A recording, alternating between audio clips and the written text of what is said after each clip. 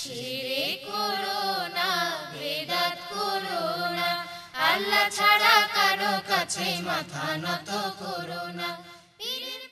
আলহামদুলিল্লাহি রাব্বিল আলামিন ওয়াসসালাতু ওয়াসসালামু আলা সাইয়্যিদিল মুরসালিন ওয়াসসাহবিহি আজমাইন। আউযু বিল্লাহি মিনাশ শাইতানির রাজিম। বিসমিল্লাহির রহমানির রহিম। ইয়া আইয়ুহাল্লাযীনা আমানু হাক্কা তুকাতিহি ওয়া লা তামুতুন্না ইল্লা ওয়া আনতুম মুসলিমুন। রাব্বি ইশরাহ লি সাদরি ওয়া ইয়াসসির লি আমরি ওয়াহলুল উকদাতাম মিন লিসানি ইয়াফকাহু কাওলি। আম্মা বাদ। শুক্রবারের এই মহান দিনে সর্বপ্রথমে সকলকে, যারা টেলিভিশনে দেখতেছেন তাদের সকলকে অন্তরস্থল থেকে আল্লাহর শেখানো ভাষায় সালাম জানাচ্ছি। আমি বলছি আসসালামু আলাইকুম ওয়া রাহমাতুল্লাহি ওয়া বারাকাতুহু। দিনের ভিতরে সর্বোত্তম দিন হলো জুম্মার দিন। এক জুম্মার থেকে আরেক জুম্মার সম্বন্ধে আমরা সকলে জানি যে এক জুম্মার থেকে আরেক জুম্মায় যখন আমরা নামাজে যাই তখন আমাদের এই এক সপ্তাহ করা যে ছোট ছোট গুনাহগুলি আছে এগুলো আল্লাহ সুবহানাহু ওয়া তাআলা মাফ করে দেন। আল্লাহ সুবহানাহু ওয়া তাআলা যে তার পরিচয়ে যে রহমান রাহিম, যে বারবার আমাদেরকে শুনিয়েছেন, এই কথার দ্বারা এটা প্রমাণিত হয় যে আসলে উনি দয়ালু, উনি দাতা, উনি আমাদের সৃষ্টিকর্তা,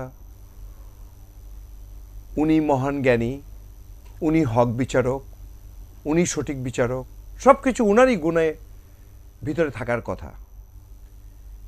তাই আজ আমি জুম্মার এই দিনে সকলের কাছে সর্বপ্রথমে প্রশ্ন করতে চাই, যারা আমরা জুম্মার নামাজ পড়তে যাই, একটুখানি চিন্তা করে দেখেন তো, এত বড় পাওয়া যে মসজিদ থেকে আমরা পেতে যাই, জুম্মার দিনে কি নাকি তার আগের রাতের থেকেই আমাদের ভিতরে এই আনন্দের খেলা খেলতে থাকে যে আগামীকাল ইনশাল্লাহ আমি যদি বেঁচে থাকি জুম্মার নামাজে যাওয়ার সঙ্গে সঙ্গে গত সপ্তাহে আমার করার সব গুনাহগুলি আল্লাহ সুবহানাহু ওয়া তাআলা মাফ করে দিবেন। এই চিন্তা চেতনা কি আমাদের ভিতরে কাজ করে? এই যে জুম্মা বারবার আমরা পড়তেছি, আল্লাহ সুবহানাহু ওয়া তাআলা যে আয়াতটা আমি পড়ছি, ইয়া আইয়ুহাল্লাযীনা আমানুত্তাকুল্লাহ হাক্কা তুকাতিহি, হে ঈমানদাররা আমাকে কি করো? যথাযোগ্য ভয় করো, মানো। যেভাবে এই ভয়টার অর্থটা আমরা যদি একটুখানি বুঝি, এই ভয়টার অর্থটা দুরকম। আমরা বাঘ দেখে ভয় পাই কিন্তু বাঘের থেকে দূরে সরে যাই, কিন্তু আল্লাহকে দেখে ভয় পাওয়ার অর্থ দেখেন, আমরা কোনো কিছু বিপদে পড়লে, কোনো কিছু আশা চাইতে হলে আমরা কি করি? আল্লাহ সুবহানাহু ওয়া তাআলার কাছে চাই। তাহলে এই ভয়টার ভিতরে ভালোবাসার সম্পর্ক রয়ে গেছে। এখানে আল্লাহ সুবহানাহু ওয়া তাআলা আমাদেরকে বলতেছে, হে ঈমানদাররা তোমরা আমাকে মানো, আমাকে বিশ্বাসীরা আমাকে কি করো? ভয় করো, আমাকে আমার কথা মেনে চলতে চেষ্টা করো। কিভাবে? হাক্কা তুকাতি, যেভাবে আমি তোমাদেরকে বলছি, না যেভাবে তোমরা চাও সেভাবে নয়। এবং মৃত্যুটা তোমাদের যখন আসবে তোমরা চেষ্টা করো যে তোমরা যেন এমন অবস্থায় থাকো, যেন মুসলিম অবস্থায় থাকো, যেন মৃত্যুটা তোমাদের কাছে আসে। যখন পায় তখন তোমাকে যেন মুসলমান অবস্থায় পায়। জুম্মার এই দিনে আজকে আমি সকলের কাছে আমি সহ প্রশ্ন করতে চাই যে আমরা প্রত্যেকটা জুম্মাতে যে নামাজ পড়তে যাই, জুম্মাতে তো ইমাম সাহেবরা খুতবা দেন এবং সেই খুতবার মাধ্যমে ইমাম সাহেব এই মুসল্লিগুলিকে জানিয়ে দেন তাদের আগামী সপ্তাহে বা আগামী দিবসগুলিতে বা সর্বসময় করণীয় কি। যে জুম্মার নামাজে যে আমরা আমাদের করণীয় কি, এই জিনিসগুলি যে আমরা জানি এবং ইমাম সাহেবরা খুতবার মাধ্যমে এই কথাগুলি বলেন। কিন্তু আমি ইতিপূর্বে যে কথাটা বলেছিলাম আপনারা নিশ্চয়ই শুনেছেন এবং জানেনও, এবং আমি বিশ্বাস করি যে এটা সকলের ধ্যান ধারণার ভিতরেও আছে।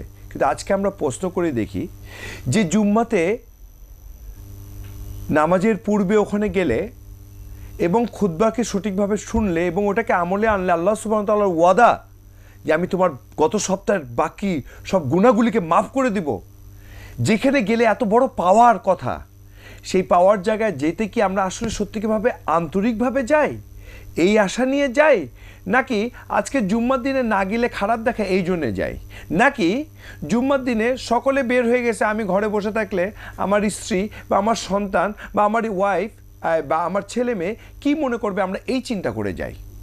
আজ সময় এসেছে আমাদের সত্যিকারভাবে ইসলামকে ইসলামের দৃষ্টিতে বুঝা এবং সেটা আমাদের কর্ম, কথা, কাজের মাধ্যমে বহিঃপ্রকাশ করার। আমরা শুধু মুখে মুখেই শুনবো না ইন্না দীনা ইনদাল্লাহিল ইসলাম, আল্লাহর নিকট পছন্দনীয় একমাত্র জীবন ব্যবস্থা ইসলাম। আমরা যদি এটাকে মনে করে থাকি তাহলে আমরা বোকার রাজ্যে বাস করতেছি আমরা সকলেই, যে আল্লাহ সুবহানাহু ওয়া তাআলা এটা বলছেন কিন্তু এটা পরিপূর্ণ না মানলে কি এমন ক্ষতি। কিছু কিছু যেটা আমার প্রয়োজন মনে হয় আমি সেটুকু মানব, আর যেটা আমার মনোপুত না হয় সেটা আমি মানব না। তাই যদি ইতিহাসের সাক্ষী হয়ে থাকে, তাই যদি ইতিহাসের বহিঃপ্রকাশ হয়ে থাকে, তাহলে ইব্রাহিম আলাইহিস সালামের কথা চিন্তা করে দেখেছেন কি কখনো? কখনো কি দেখেছেন যে ইব্রাহিম আলাইহিস সালামকে আগুনে ফেলানোর পরে, তারপরে অনেক বছর পর সাধনার পরে তার একটা সন্তান হলো, স্ত্রীর কাছে সন্তানকে নিয়ে আল্লাহ সুবহানাহু ওয়া তাআলা বললেন যাও ওদেরকে মরুভূমিতে রেখে আসো। উনি ইসলামে, মনে রাখতে হবে, ইসলামে হ্যাঁ আছে হয় মানবো, আর নাহলে না আছে মানবো না। কনভিনিয়েন্ট ওয়ে, আমার জন্যে যেটা সহজ এবং অনুকরণ বা অনুসরণ করার ক্ষমতা আছে বা আমি মনে করি যে এটুকু আমি করতে পারবো, Islam is not like that. It is totally order of আল্লাহ সুবহানাহু ওয়া তাআলা, that Allah subhanahu wa ta'ala order us to do, I cannot escape it or I cannot avoid it. তাই আমি সকলের কাছে আল্লাহ সুবহানাহু ওয়া তাআলা যে আমাদেরকে বলছেন এখান থেকে আমি সরেও যেতে পারবো না, আর এটাকে আমি ত্যাগ করতে পারি না, দ্যাট ইজ ডিফারেন্ট স্টোরি। কিন্তু আমাকে যা বলেছেন তাই আমাকে করতে হবে। তাই আজ এই জুম্মার দিনে, দিনের ভিতর সর্বোত্তম দিন জুম্মার দিন, আল্লাহ সুবহানাহু ওয়া তাআলা আমাদের জীবনের গুনাহ মাফ করে দেন। আমরা সকলে আল্লাহর কাছে সুবহানাহু ওয়া তাআলার কাছে বলতেছি, আল্লাহ আজ বাংলাদেশে যত মানুষ জুম্মার নামাজ পড়তে আসছেন তাদের সকলের জীবনের গুনাহগানাকে তুমি মাফ করে দাও, সবাই বলি আমিন। এবং সেই সঙ্গে আমাদের সকলের হৃদয়কে তুমি এমন করে দাও যেন আমরা জুম্মা যে কারণে আসে এবং এখান থেকে ইন্না দীনা ইনদাল্লাহিল ইসলাম, এই ইসলামকে যতটুকু বুঝার সেটুকু বুঝে নিয়ে যাওয়ার জন্য যে জ্ঞান, যে ধৈর্য, যে শক্তি, যে সাহসের প্রয়োজন, যে মানসিকতার প্রয়োজন, তাহা তুমি আমাদের সকলকে দান করো। কারণ আমরা বিশ্বাস করি তোমার সামনে আমাদেরকে একদিনকে দাঁড়াতে হবে, তোমার সামনে আমাদেরকে একদিনকে সব কিছুর বোঝা জবাবদিহি করতে হবে। তাই আজ আল্লাহ সুবহানাহু ওয়া তাআলা তোমার কাছে আমরা এই জুম্মার দিনে, আমি ব্যক্তিগতভাবে সকলকে বলতেছি, আসুন আজকে আমরা হাসরের ময়দানে নবী মুহাম্মদ রাসূলুল্লাহ সাল্লাল্লাহু আলাইহি ওয়াসাল্লাম তার কম্পেনিয়নদেরকে, সাহাবীদেরকে জিজ্ঞেস করছেন তোমরা কি জানো গরিবকে? সাহাবীরা ন্যাচারালি আমাদের জ্ঞানের মানুষ, সাধারণ মানুষ, আমরা উত্তর দিয়েছি গরিব হলো যার ধন নাই, যার বাড়ি নাই, যার গাড়ি নাই, সে হলো গরিব। রাসূল সাল্লাল্লাহু আলাইহি ওয়াসাল্লাম বললেন না, হাসরের ময়দানে এক শ্রেণীর মানুষ আসবে, তাদের নামাজ আছে, তাদের রোজা আছে, তাদের হজ আছে, তাদের জাকাত আছে, তাদের দান খয়রাত আছে, তাদের সব কিছু আছে, কিন্তু অপোজিট হ্যান্ডে তারা মানুষের সঙ্গে খারাপ ব্যবহার করত, অপোজিট হ্যান্ডে তারা মানুষকে নিয়ে গীবত করত, অপোজিটে তাদের অন্যদিকে তারা কি করত, কৃতদাসকে যে ব্যবহার করার কথা সে ব্যবহার করতো না। তারা তাদের জীবনে চলার পথে পথচারী, কর্মচারী, রিক্সাওয়ালা, সবার সঙ্গে ড্রাইভার, তাদের সঙ্গে যে লেনদেন আসলো সেই লেনদেন সঠিকভাবে করতো না। হাসরের ময়দানে যখন তাদেরকে আল্লাহ সুবহানাহু ওয়া তাআলা তার সব কিছু দেখে খুশি হয়ে বলবে যে ঠিক আছে তুমি তো মুক্ত, যাও, ইন দ্য মিন টাইম সেরকম একজন একজন করে আসতে থাকবে যে আল্লাহ সুবহানাহু ওয়া তাআলা তুমি তো আহকামুল হাকিমিন, তুমি তো সঠিক বিচারক। এই মানুষ একদিনকে আমাকে গালি দিয়েছিল খামা, সেই গালিটা আমার প্রাপ্য ছিল না, কিন্তু সে আমাকে গালি দিয়েছে। আল্লাহ সুবহানাহু ওয়া তাআলা বলবেন তুমি কি তাকে গালি দিয়েছিলে? হ্যাঁ আমি দিয়েছিলাম। তখন আল্লাহ সুবহানাহু ওয়া তাআলা বলবেন যে ঠিক আছে তাহলে তোমার সওয়াব থেকে কিছু তাকে দিয়ে দেই। এরকমভাবে আরেকজন এসে বলবে আমাকে তাই কাজ করাইছে, সে তার স্নেহ, সহানুভূতি, ভালোবাসা দেওয়ার কথা ছিল, সে আমাকে কর্কশ ভাষা ছাড়া কখনো সুন্দর ভাষায় কথা বলেনি। আল্লাহ সুবহানাহু ওয়া তাআলা বলে এটা তো তোমার করা ঠিক হয়নি, তাহলে তোমার সওয়াব থেকে আবার কিছু তাকে দিতে হয়।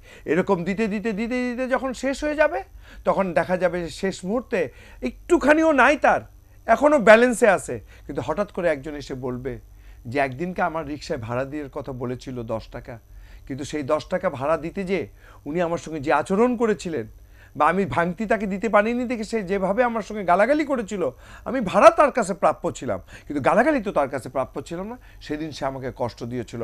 আজ এই কষ্টের প্রতিদানে আমি তার কাছ থেকে আমাকে তুমি যা দেওয়ার আল্লাহ সুবহানাহু ওয়া তাআলা দাও।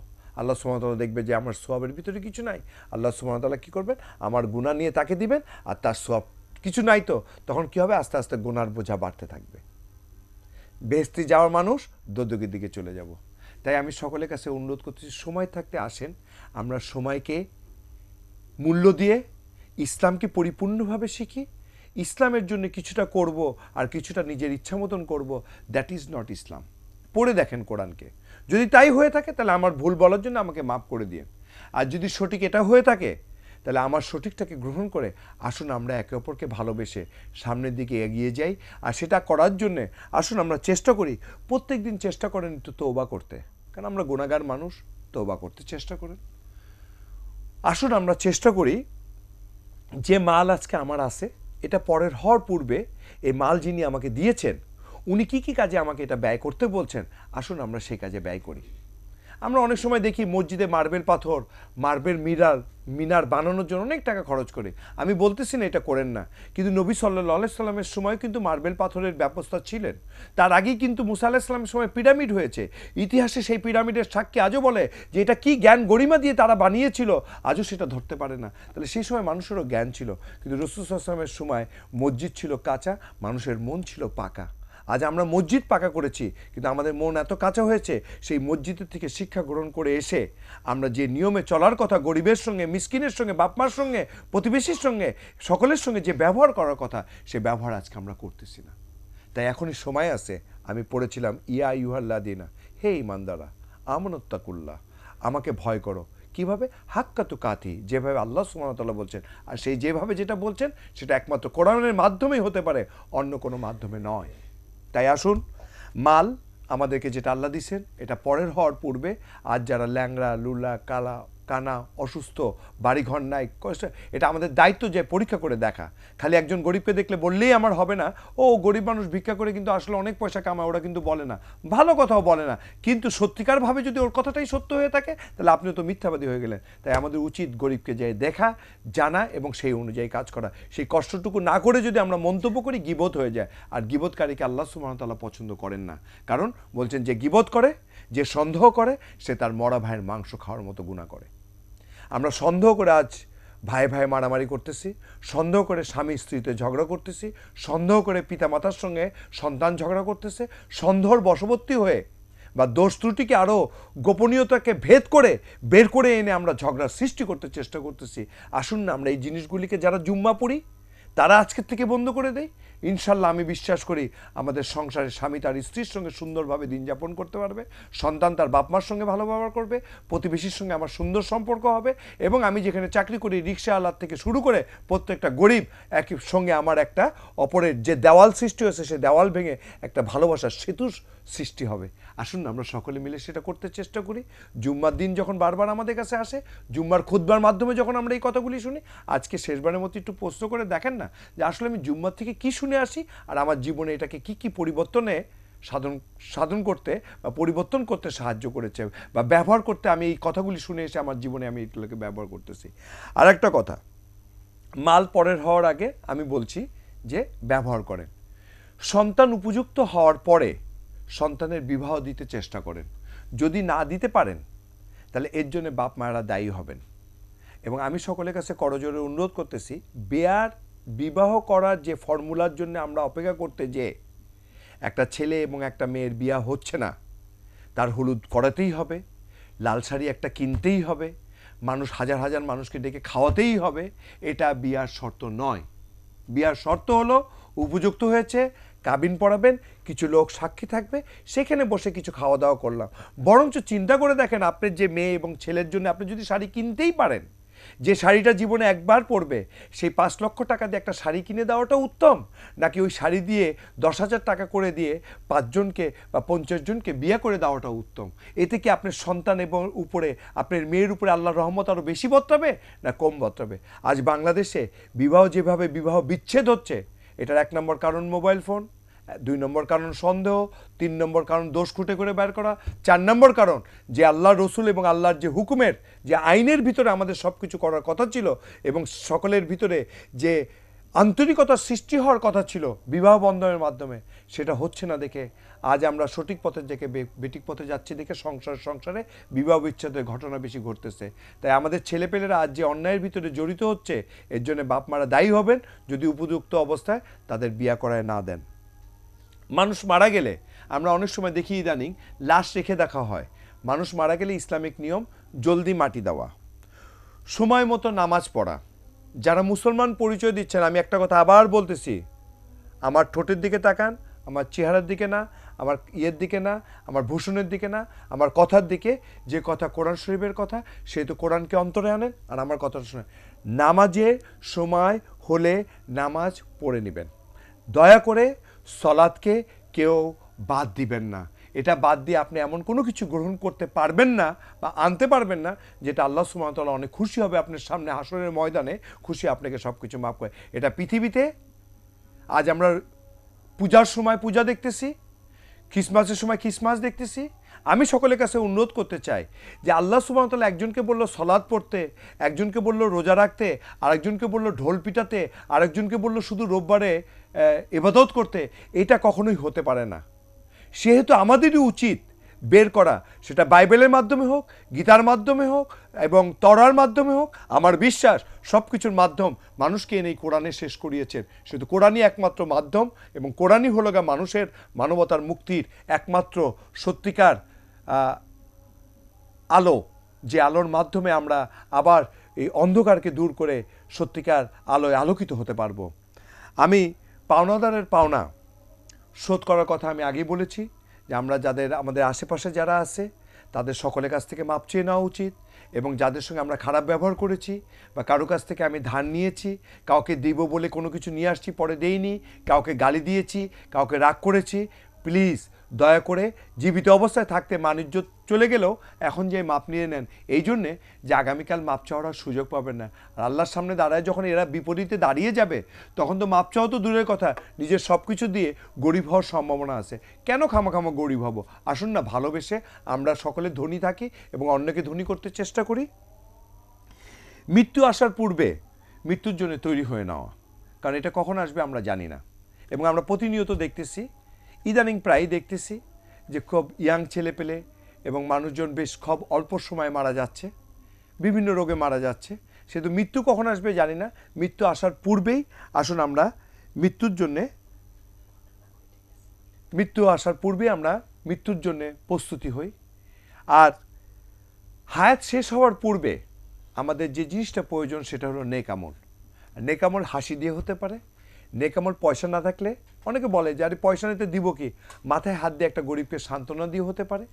নেক আমল একজন পথচারীকে পথ পার হতে পারতেছে না, তাকে পথ পার করতে সাহায্য করে হতে পারে। নেক আমল রাস্তার ভিতরে একটা কলার ছিলকা পড়ে আছে, সেই কলার ছিলকাটা উঠিয়ে নিয়ে একটা সুন্দর জায়গায় রেখে যাওয়াটাও নেক আমল হতে পারে। নেক আমলের সংজ্ঞা আমরা সকলে জানি। আসুন না আজকের থেকে নিজেকে নিজে উদ্বুদ্ধ করি। একজন অন্ধ মানুষ একবার একটা আলো নিয়ে হাঁটতেছিল, তো একজন চোখে দেখা মানুষ বললো, এই অন্ধ মানুষ, তুমি তো অন্ধ, তোমার জন্যে এই এই এই আলোর তো কোনো উপকারে আসে না। তো বলে যে দেখো আমি অন্ধ, এটা আমি জানি, আলো আমার কোনো উপকার আসে। কিন্তু অনেকে যারা দেখতে পারে, তারা অনেক সময় দেখছি দেখতে পারা মানুষ আলোর অভাবে করে কি গর্তের ভিতরে পড়ে যায়, হোঁচট খায়। তা আমি ভাবলাম যে আমি তো অন্ধ, আমি পড়লে তো অসুবিধা নেই, কিন্তু একটা দেখা মানুষ পড়বে, এর জন্য আমি তার জন্য এই আলোটা নিয়ে হাঁটতেছি। তাই আমি সেই অন্ধ মানুষের পক্ষ থেকে আজ বলতেছি, এই আলো যখন আমাদের কাছে কোরআন শরীফ, মোহাম্মদ রাসূলুল্লাহ সাল্লাল্লাহু আলাইহি ওয়াসাল্লাম এবং তার দেখানো পথ, আসুন আজকের এই জুম্মার দিনে আমরা সকলে প্রতিজ্ঞা করি, আজকের থেকে আমরা চেষ্টা করব কোরআনকে আমাদের সর্বসময়ের সঙ্গী করতে, অন্য কিছু নয়। আর ভুল হলে আল্লাহর কাছে তওবা করব, মাপ চাবো এবং রাসূল সাল্লাল্লাহু আলাইহি ওয়াসাল্লামকে অনুসরণ করতে চেষ্টা করব। আর এটার মাধ্যমে আমরা সব কিছু পেতে পারি। আল্লাহ সুবহানাহু ওয়া তাআলা আজকের এই জুম্মার দিনে যারা এই জুম্মার খুতবা শুনলেন, উপস্থিত অনুপস্থিত, ছোট বড়, জীবিত মৃত, আমাদের সকলকে তুমি মাফ করে দাও, এবং ইসলামের পথে চলার জন্য যে শক্তি, যে ধৈর্য, যে সাহসের প্রয়োজন, তাহা তুমি আমাদেরকে দান করো। এবং মৃত্যু তো অবশ্যম্ভারী, মৃত্যুর সেই কঠিন মুহূর্তে আমাদের সকলের মুখের থেকে শেষ শব্দ বের করো, লা ইলাহা ইল্লাল্লাহু মুহাম্মাদুর রাসূলুল্লাহ সাল্লাল্লাহু আলাইহি সাল্লাম। ওয়াখিরু দানা আলহামদুলিল্লাহি রাব্বিল আলামিন। ওয়াসসালামু আলাইকুম ওয়া রাহমাতুল্লাহি ওয়া বারাকাতুহু।